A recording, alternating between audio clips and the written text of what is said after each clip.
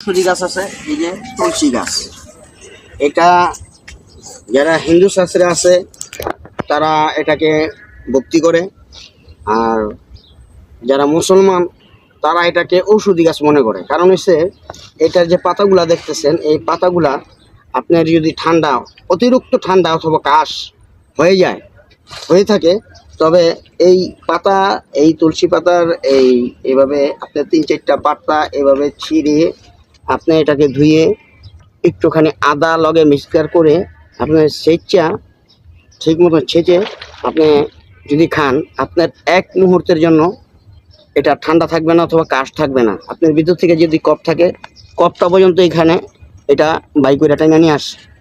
এটা একমাত্র ঠান্ডার জন্য সবচেয়ে মূল্যবান উপকার। আপনি যত বড় ঠান্ডাই হোক না কেন, আপনার এই তুলসী পাতাটাই কাজে লাগে। এটা আপনি যে কোনোভাবেই খেতে পারবেন।